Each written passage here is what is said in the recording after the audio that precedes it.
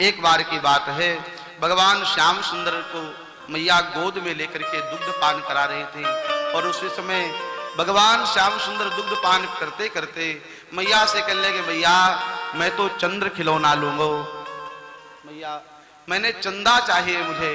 और भगवान श्याम सुंदर चंदा की याचना करते हैं।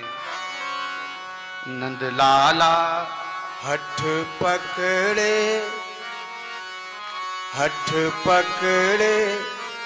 नंदलाला, हठ पकड़े नंदलाला, मैया री मोहे चंदाला दे।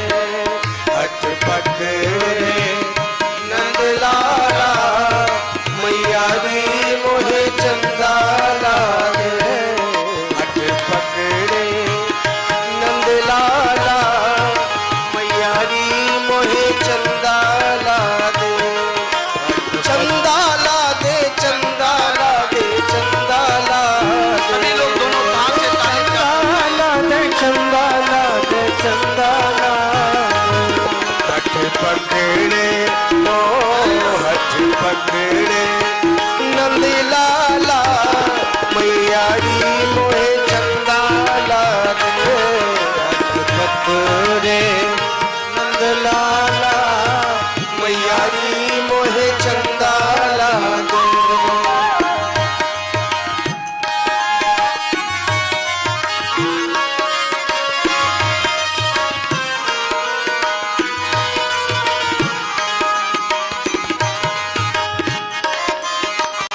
बड़े भाव के साथ सभी लोग ताली बजाते हैं। मात यशोदा बोली, लाला नारो मेरे होते। मात यशोदा बोली, लाला नारो मेरे होते। आई कैसे लाल भई है अखियां रोते रोते। आई कैसे लाल भई है अखियां रोते रोते। हठ पकड़े हो, हठ पकड़े नंदलाला, मैया री मोहे चंदाला दे। हठ पकड़े नंदलाला, मैया री मोहे चंदाला दे।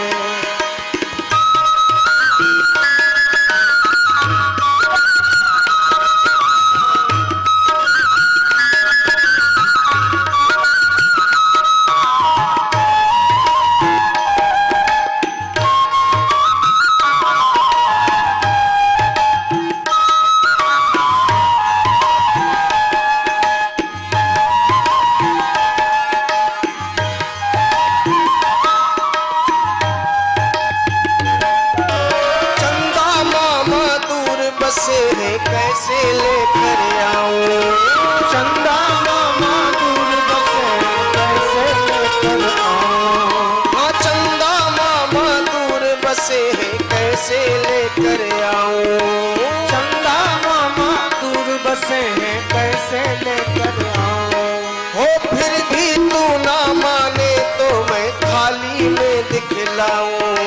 फिर भी तू ना माने तो मैं थाली में दिखलाऊं। हठ पकड़े हो, हठ पकड़े नंदलाला, मैया री मोहे चंदाला दे। हठ पकड़े नंदलाला, मैया री मोहे चंदाला दे। ओ चंदाला दे, चंदाला दे, चंदाला दे। ओ चंदाला दे, चंदाला दे, चंदाला दे। हठ पकड़े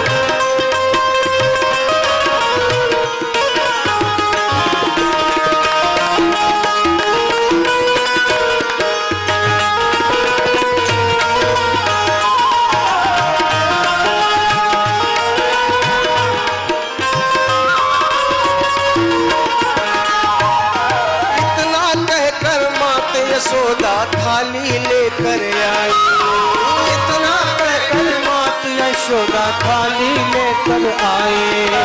पानी भर कर दिखलाई है चंदा की परछाई।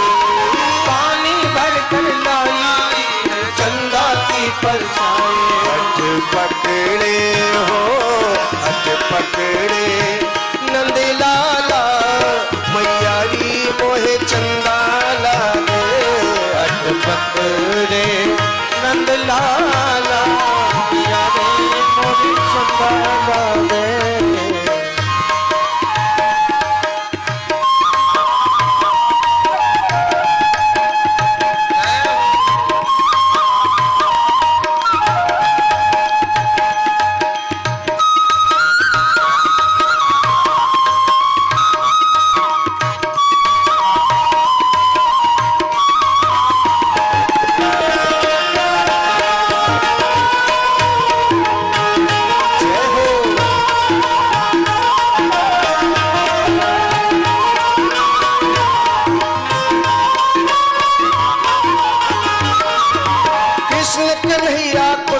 करके लगे बजाने ताली। कृष्ण कन्हैया खुश हो करके लगे बजाने ताली। कृष्ण कन्हैया खुश हो करके लगे बजाने ताली। कृष्ण कन्हैया खुश हो करके लगे बजाने ताली। ओ मैया के बहकाओ में आके फंसे माया धारी। मैया के बहकाओ में आके फंसे मैया आके। हट पकड़े हो हट पकड़े नंद लाला मैया री मोहे चंदा ला दे। हट पकड़े नंद लाला मैया रे मोहे चंदा ला दे। चंदा ला दे चंदा ला दे चंदा ला दे। ओ चंदा ला दे चंदा ला दे चंदा ला दे। हट पकड़े हो हट पकड़े नंद लाला मैया री मोहे चंदा ला दे। हट पकड़े नंद लाला मैया रे मोहे चंदा ला दे। हट पकड़े नंद लाला मैया री मोहे चंदा ला दे। हट पकड़े नंद लाला मैया रे मोहे चंदा ला दे। मैया मैं तो चंद्र खिलौना ले। मेरे प्रभु माँ यशोदा से चंद्र खिलौना मांगते हैं। मैया ने थाली में जल रखा और उस जल में चंद्रमा को दिखा दिया। लाला ने को दिखाया, कहा लाला देखो ये चंद्रमा आ गया। और भगवान ने हाथ मारा तो चंद्रमा गायब हो गया। भगवान फिर से रोने लगे। मैया ने कहा लाला क्यों रो रहे हो, क्या बात है? कहा चंद्रा गायब हो गया। कहा चिंता मत करो, मैं तुम्हारा विवाह करवा दूंगी, तुम्हारी शादी करवा दूंगी।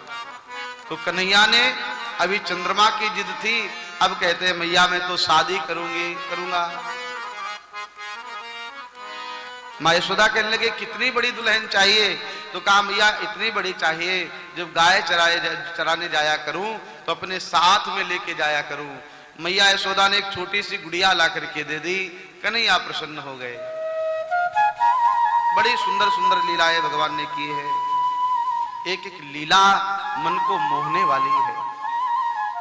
श्री सुखदेव भगवान कहते राजन परीक्षित श्री शुकवाच एकदा गृहदासीषु यशोदानंद गेहिनी कर्मांतर नियुक्तासु निर्ममंथ स्वयं दधी। एक समय की बात है, माँ यशोदा एकदा गृहदासीषु यशोदानंद गृहिणी, घर के जितने दास दासियां थी उन दास दासियों को उनके कर्म में प्रवृत्त कर दिया, कार्य में लगा दिया और स्वयं माखन निकालने लगी। किसी ने कहा इतनी दास दासियां थी तो मैया यशोदा को काम करने की क्या जरूरत थी? माँ यशोदा माखन क्यों निकाल रही थी? कहा माँ यशोदा अपने लाला के लिए माखन निकाल रही थी। देखो जब माँ अपने संतान को प्रेम देगी बाल्यावस्था में तो संतान अपने माँ पिता को प्रेम देगा वृद्धावस्था में। आजकल हो क्या गया है, बालक का लालन पालन करते नौकर चाकर, माँ पिता को समय ही नहीं, नौकरी करते हैं, बच्चे हो गए उनको दे दिया नौकरों को, भैया तुम लोग पालो, और हम लोग नौकरी में जा रहे हैं, सर्विस में जा रहे हैं। तो बच्चों को पालते हैं नौकर चाकर, उनको पता ही नहीं है कि हमारी असली में मम्मी कौन है। और बचपन से ही दूध की बोतल हाथ में पकड़ा दी, तो उसे पता ही नहीं चला हमारी मम्मी कौन है, उसने अपनी बोतल को ही मम्मी मान लिया। बाल्यावस्था में दूध की बोतल, युवावस्था में शराब की बोतल, और वृद्ध हो गए, बीमार हो गए तो ग्लूकोज की बोतल। उसके जीवन भर बोतल का ही वो बोतल को ही मम्मी मानता रहा। क्योंकि बचपन में माताओं को चाहिए अपने संतान को अधिक से अधिक प्रेम दीजिए, वही प्रेम तुम्हारी वृद्धावस्था में तुम्हारे काम आएगा। जिस बालक का जीवन यापन, जिसका बाल्यकाल बिना प्रेम के व्यतीत हुआ है, आप क्या आशा करते हैं कि वृद्धावस्था में आपकी सेवा करेगा? उसको तो आपसे प्रेम है ही नहीं। बाल्यावस्था में जिसे प्रेम मिला है वही वृद्धावस्था में प्रेम दे सकता है। बचपन से संतान को प्रेम दें, तभी वह संतान आपकी सेवा करेगी, आपकी आज्ञा मानेगी। मां यशोदा इतनी संपन्न है, अपने हाथ से लाला के लिए माखन निकाल रही है। आजकल जरा सा पैसा हो जाता है, माताएं बहनें भोजन बनाना बंद कर देती है। वो तो फिर किटी पार्टी से ही समय नहीं मिलता है, झोला उठाया निकल पड़ी घर से बाहर, वापस आई पूजा भोजन बना है क्या, तो नौकरानी ने भोजन बना के रखा है। तो जब नौकर जहां भोजन बनाते होंगे उस परिवार में कभी प्रेम रहेगा क्या? जहां नौकर जो प्रेम भोजन बनाता है ना, वो अपनी नौकरी के लिए भोजन बनाता है, प्रेम से नहीं बनाता है। वो गिनती की रोटी बनाता है कि आप 4 खाएंगे, आप 4 खाएंगे, 5 खाएंगे, जितनी आपकी गिनती के लिए बना के रख दी, खाओ या भाड़ में जाओ। उसमें प्रेम कहाँ है? हाँ, वो तो अपनी गिनती करके निकल लेता है, इतनी रोटियां, इतने लोग, इतनी गिनती हो गई। तो जब भोजन में ही प्रेम नहीं है तो लोगों के मन में प्रेम कहां से आएगा? प्रयास करें कि अपने परिवार के लोगों के लिए भोजन अपने आप बनाए, अपने पति के लिए, अपने पुत्र के लिए, अपने भाई के लिए। जब आप किसी को प्रेम देंगे वही प्रेम आपको वापस मिलेगा, बिना प्रेम दिए प्रेम नहीं मिलता है। अपने आप भोजन बनाना चाहिए, जैसे मां यशोदा कर रही है। यहां से देखो, भागवत की कथा यह हमें शिक्षा देती है, सिर्फ कथा पुण्य कमाने के लिए नहीं, हमारा जीवन कैसा हो उसके लिए भी एक आचार संहिता है, वो एक जीवन जीने की कला है। स्वयं दूध माखन निकाल रही थी, स्वयं दही निकाल रही थी मैया यशोदा, और वह मक्खन गोपाल के लिए। उसी समय कन्हैया आए, मैया मथानी चला रही थी, मथानी को पकड़ के खड़े हो गए, कहा मैया मुझे भूख लगी है। मैया ने कहा आ जाओ मेरी गोदी में बैठो। मैया यशोदा ने कन्हैया को गोदी में बैठा लिया और अपना स्तनपान कराने लगी।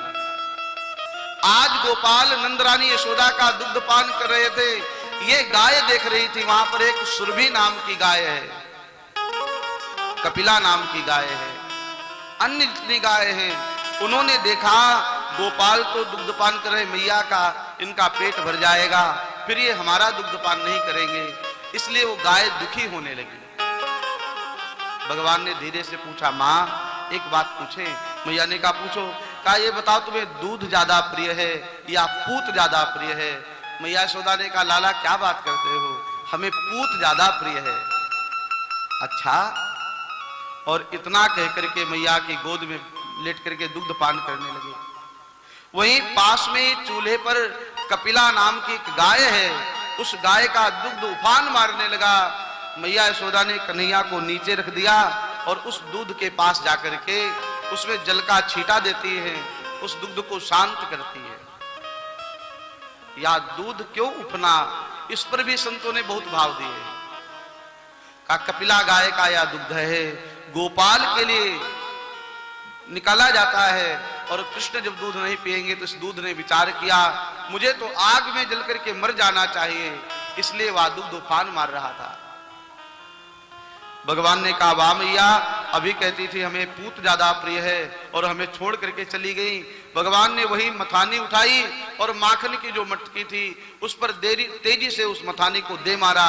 पूरी माखन की जो मटकी थी फूट गई, पूरा आंगन माखन से दूध से बह चला, पूरे आंगन में माखन ही माखन दही हो गया।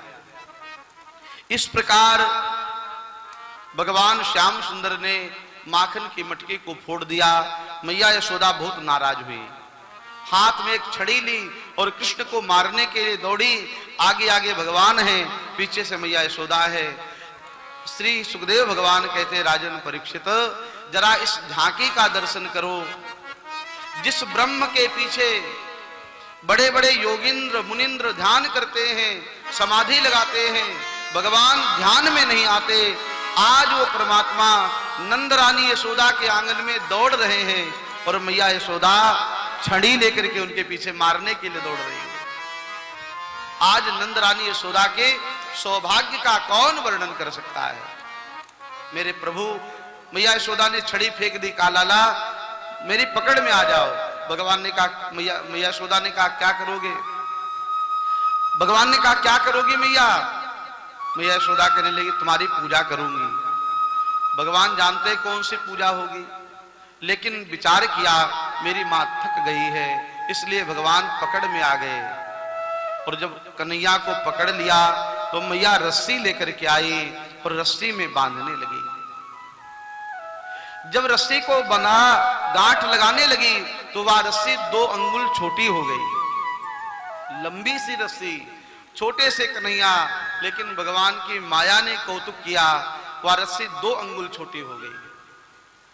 मैया यशोदा फिर से दौड़ के गई, फिर से रस्सी लाई, फिर से रस्सी को जोड़ा, फिर से कन्हैया की कमर में लपेटा, फिर से रस्सी 2 अंगुल की छोटी हो गई। कहा यहां तक घर में जितनी रस्सियां थी सब ला करके भगवान की कमर में जोड़ दी, लेकिन जब गांठ लगाने का अवसर आता था तो रस्सी 2 अंगुल की छोटी हो जाती थी। फिर 2 अंगुल क्या है? कहा भगवान और जीव के बीच में ये जो माया है ये 2 अंगुल का भेद है। ये जो द्वंद्व है, सुख दुख, हानि लाभ, जय पराजय, जीवन मृत्यु, संसार में जो भी दिख रहा है, यही माया का पर्दा भगवान और जीव को मिलने में बाधा करता है। यही द्वंद्व के कारण परमात्मा मिल नहीं पाते हैं। भगवान ने माया का संकर्षण किया और देखा दृष्ट्वा परिश्रमम कृष्ण कृपयासी सुबंधने। मेरे ठाकुर जी ने विचार किया मैया परिश्रमित हो गई है और कोई पुरुषार्थ से भगवान को प्राप्त करना चाहे तो भगवान पुरुषार्थ से नहीं मिलते। भगवान जब भी मिलेंगे तो अपनी कृपा से मिलेंगे। एक बार की बात है, गोस्वामी तुलसीदास जी महाराज अयोध्या में एक चौराहे पर बैठे हुए थे। पूछा बाबा आप यहां क्यों बैठे हैं, क्या कारण है? तो गोस्वामी जी ने कहा मैं ठाकुर जी की प्रतीक्षा कर रहा हूं। कहा बैठना ही है तो सरयू के किनारे बैठ जाओ। गोस्वामी जी ने कहा नहीं नहीं मैं चौराहे पर ही बैठूंगा। कहा न जाने ठाकुर जी किधर से आ जाए, मैं निश्चिंत हूं, इधर से आएंगे या इधर से आएंगे, किधर से भी आएंगे लेकिन चौराहे पर जरूर आएंगे। ये चौराहा क्या है? का ये कृपा का चौराहा है। का भगवान और किसी साधन से मिले ना मिले, लेकिन कृपा एक ऐसा साधन है जिससे भगवान मिलते ही मिलते हैं, इसमें कोई संदेह नहीं है। दृष्ट्वा परिश्रमम कृष्ण कृपया सीत सुबंधने। भगवान ने बंधन स्वीकार किया। मैया यशोदा ने ऊखल में ले जाकर के बांध दिया। ऊखल को पेड़ से बांध दिया। कन्हैया ने विचार किया नई लीला करनी पड़ेगी और मेरे गोपाल उस ऊखल को लेकर के घसीटते हुए मां यशोदा के आंगन में 2 वृक्ष थे, नलकूप यमलार्जुन के, उन यमलार्जुन के वृक्षों के बीच से निकल गए। और भगवान तो निकल गए, लेकिन उखल बहुत बड़ा था, वो फंस गया। भगवान ने ऐसा झटका मारा, एक बार में वो दोनों वृक्ष जो यमलार्जुन के थे वो जमीन पर गिर पड़े, और उसमें से दो पुरुष प्रकट हुए। वह दो पुरुष कौन है? का वो कुबेर के बेटा है। एक का नाम है नलकूबर और दूसरे का नाम है मणिग्रीव।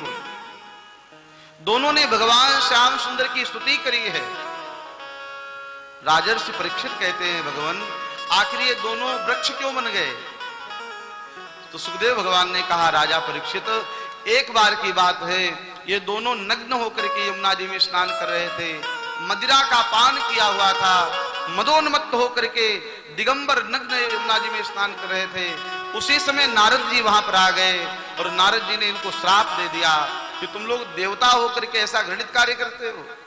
मैं श्राप देता हूं, तुम दोनों नग्न वृक्ष की तरह खड़े हो, इसी तरह वृक्ष बन करके खड़े रहो। कहा, महाराज हमारा उद्धार कैसे होगा? कहा, भगवान श्री कृष्ण का अवतार होगा द्वापर में, उस समय भगवान श्री कृष्ण तुम्हारा उद्धार करने आएंगे। आज उन्हीं नलकूबर और मणिग्रीव का भगवान ने उद्धार किया है। इन दोनों ने बड़ी सुंदर स्तुति गाई है। हे श्याम सुंदर, वाणी गुणानुकथने श्रवणो कथाया हस्तौ च कर्म सुमन तव पादयोर्नः स्मृत्यां शिरस्तव निवास जगत प्रणामे दृष्टि सतां दर्शनेस्तु भवतनूना। हे प्रभु, ये मेरी वाणी आपका गुणगान करने के लिए है, ये कान आपकी कथा सुनने के लिए है।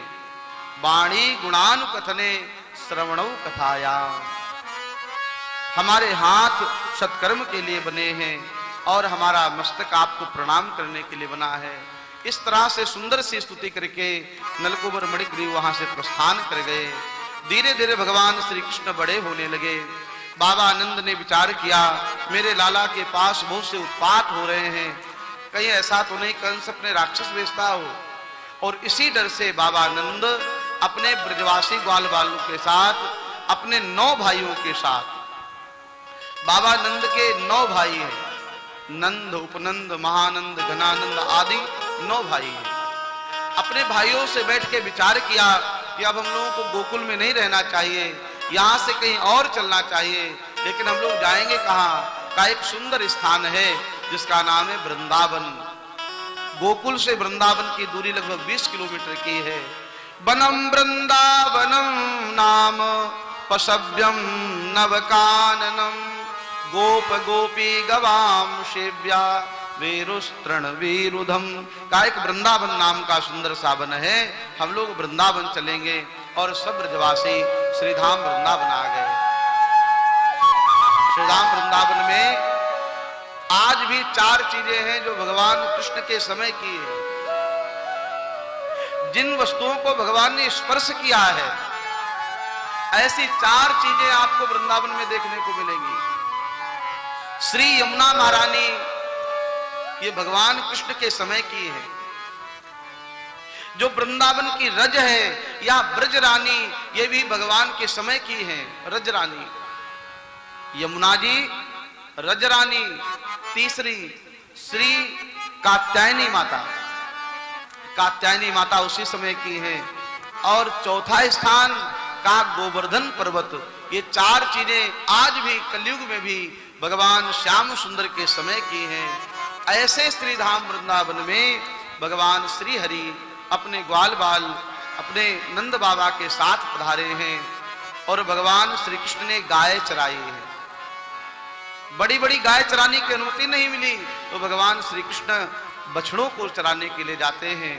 और एक दिन उन बछड़ों में एक वत्सासुर नाम का दैत्य आकर के मिल गया। श्री बलराम जी से भगवान ने कहा, भैया बलराम, इस वत्सासुर का उद्धार करो। श्री बलराम भैया ने वत्सासुर का उद्धार किया है। भगवान श्री कृष्ण गाय चराने जाते, वहां एक दैत्य आया है जिसका नाम है बकासुर। वह बगुले का रूप बना करके आया। भगवान ने बकासुर का उद्धार किया। उसके बाद एक दैत्य आया अघासुर। ये सांप बनकर के आया।